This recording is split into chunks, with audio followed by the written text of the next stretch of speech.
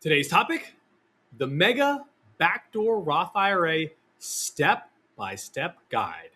That's right, we did it.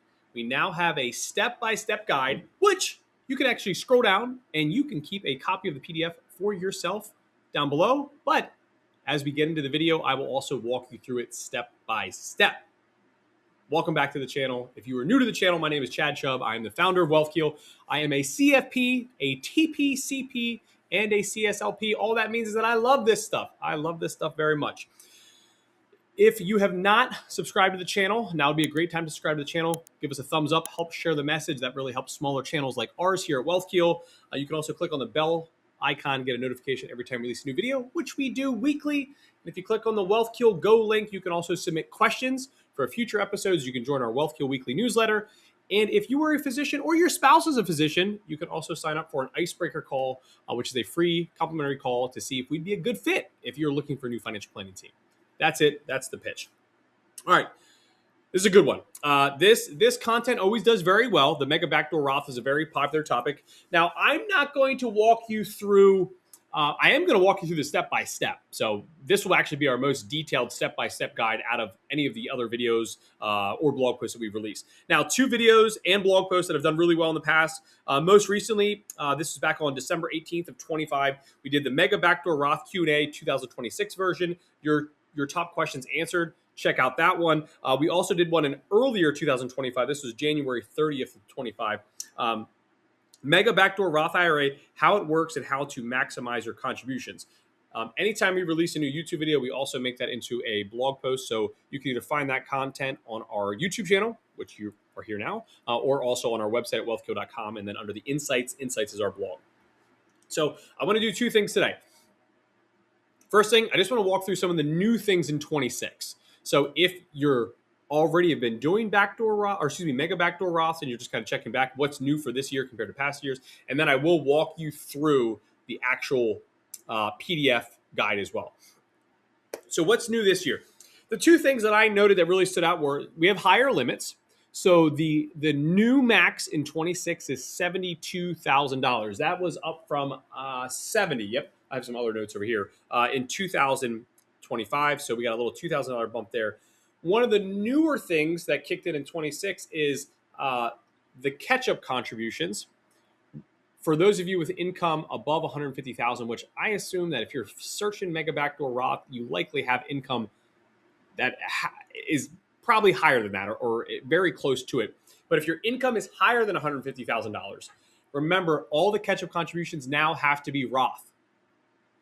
So it doesn't really hurt the Mega Backdoor Roth. If anything, you could say it kind of adds like a bonus to it, because remember, the catch-up contributions never counted towards that total limit, that $72,000. So they've kind of always been on their own separate island. But now, if your income is above that $150,000 number, they now are required to go through Roth. Check with your HR team.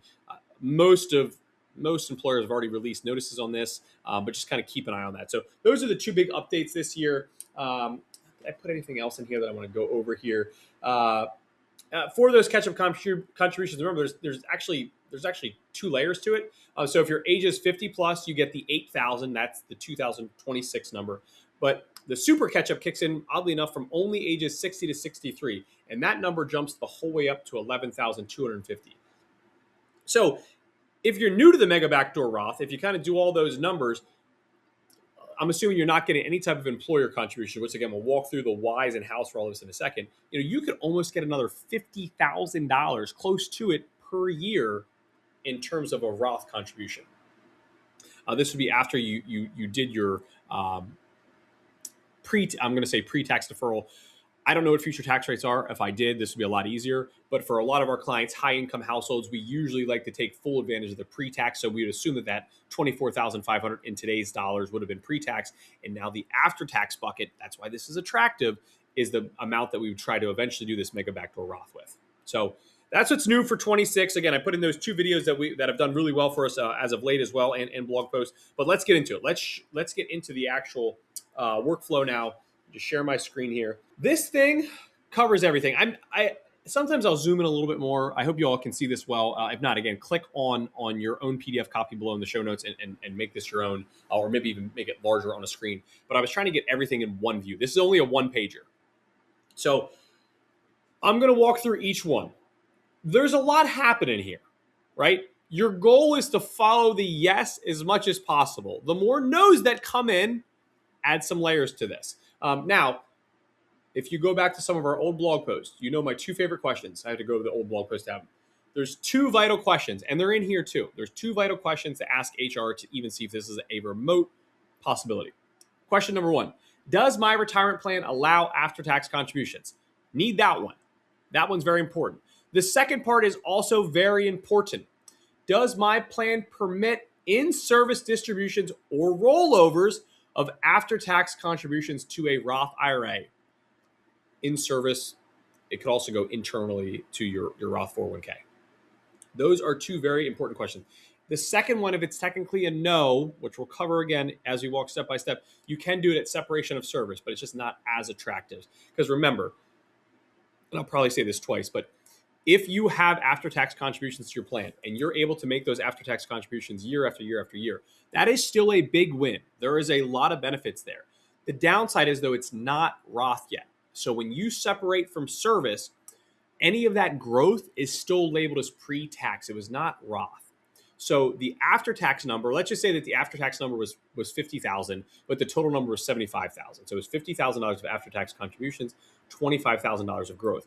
At separation of service, your $50,000 after tax can still go to a Roth IRA. That's great. The downside is that $25,000 will not be to go to the Roth IRA. It's still pre-tax, so it's likely going to end up, let's assume that it's going to a rollover IRA, assuming that you're retired. If you did not retire, you're going to keep it in that current plan or roll it into your new plan, but the $25,000 will not be Roth. It'll still be pre-tax.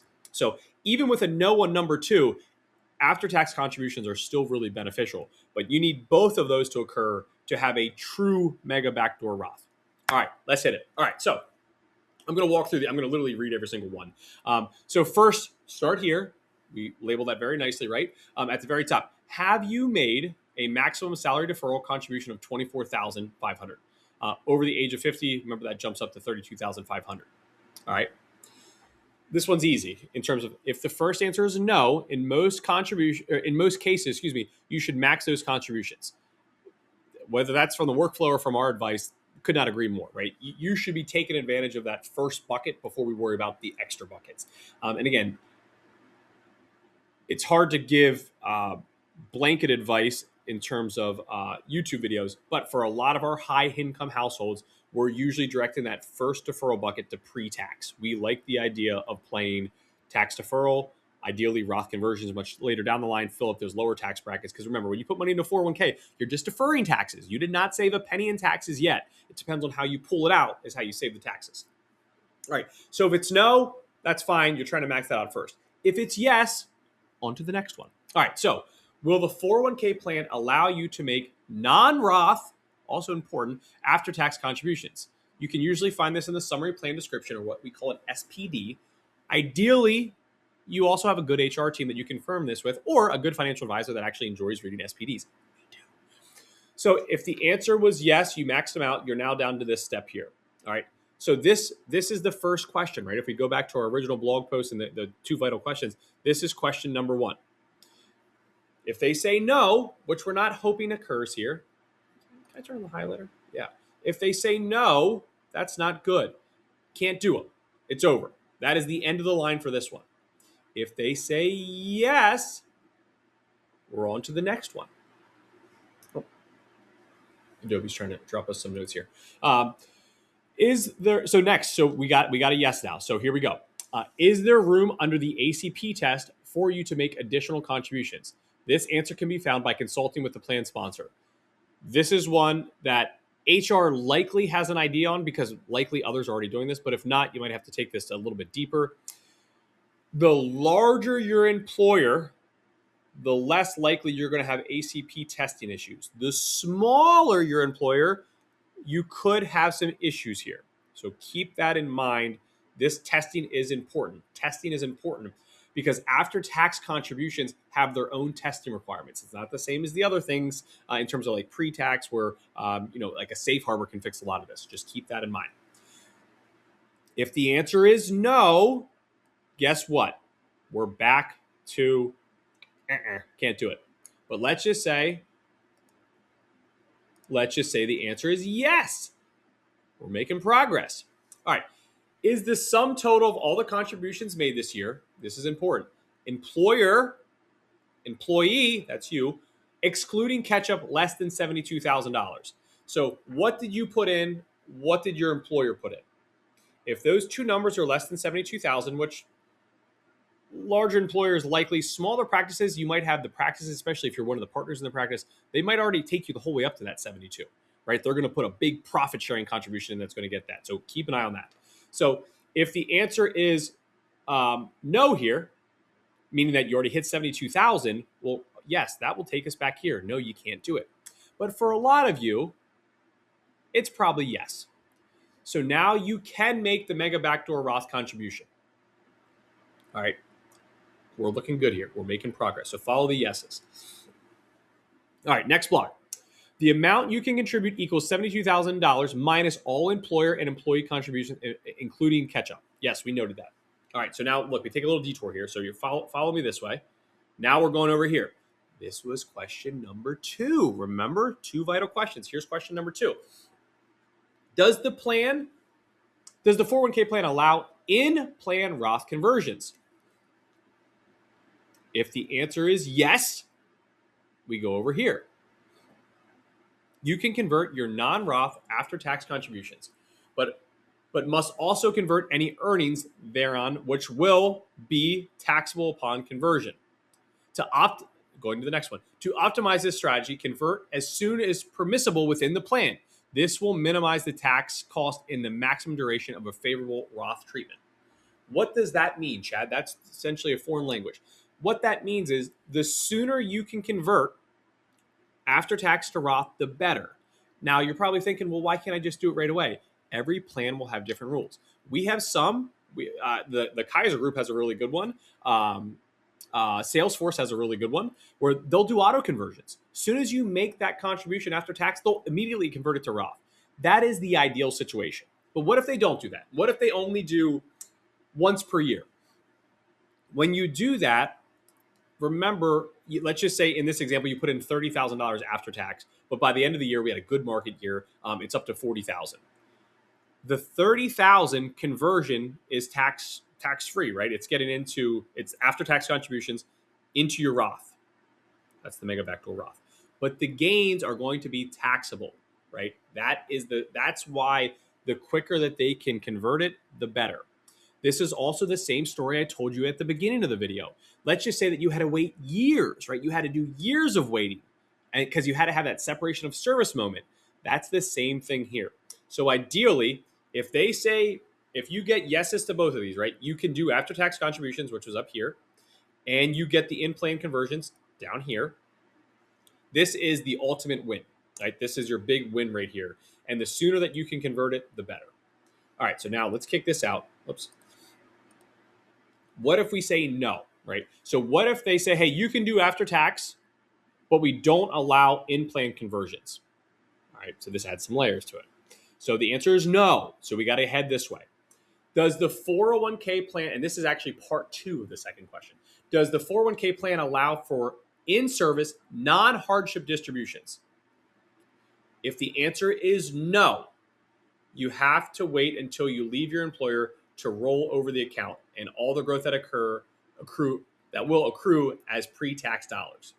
Now let's just stick in this lane here. Let's keep going up. Upon separation from your employer, you can roll over the non-Roth after-tax contributions to a Roth IRA. That's what we've noted, right? Let's keep working our way up. All pre-tax contributions and the earnings, including those on the non-Roth after-tax contributions, are taxable, but can be rolled into a traditional IRA or your new 401k 403b plan to delay that taxable event. If you can afford to pay the tax and want to maximize your Roth savings, you can roll those funds into a Roth IRA, making it a taxable conversion. That might make sense. That might make sense for some of you, But the larger that number is, it's going to hurt more. Remember, if you're a high income earning physician or other high income professional, it's added as taxable income. So if you're already in the high tax brackets, this is just going to add to that. So just be careful there. Again, work with a good accountant, a good financial advisor. All right, now we're going to bring it back down here. All right, so we're going to go to this one is a yes. So what if it was a yes? Does the 401k plan maintain a separate sub-account for pre-tax and after-tax contributions? In most modern plans today, the answer to this will be yes. You're not going to know the answer to this more than likely. You'll have to check with HR. But let's just assume that it is. I'm going to come back to the yes. Let's just go no actually out of the gate. So then you got to follow this line the whole way up here, go the whole way up here. We're up here now. So all distributions, I think you can see my mouse on these videos, but I'm going to say, I'm just going to highlight so you know where I am. Up here now. So all distributions from your account must be funded proportionally with pre-tax and after-tax dollars per the pro rata rule. This is the layers we're talking about. This is getting messy now. You can roll the non-Roth after-tax contributions to a Roth IRA, and then scroll down here. All pre-tax contributions, all earnings, including those on the non-Roth after-tax contribution, are taxable. I'm right here now if you can't see me. Are taxable, but can be rolled to a traditional IRA to delay the taxable event. So this is a really important line here. All distributions from your account must be funded proportionately with pre-tax and after-tax dollars. This is the pro rata rule can also affect 401k plans. That stinker. Pro rata rule is always there. All right, so that's the no. Let's kind of ship out of the no. Let's come back to the yes. This feature will allow you to roll over only after tax to a sub-account, and you can manage your pre-tax sub-account separately. Give you an example. We have a physician who works with us. They do this. They're allowed to do once per year. They have the separate sub-accounts. She has it all in the after-tax can be converted right to her Roth IRA because it's in a true sub-account. So it can actually carve out that number and move it over. And she does that once per year. So that's what they mean here where they're saying roll over only the after-tax sub-account. Only the after-tax sub-account. It does not mix them together. It does not pro-rata them.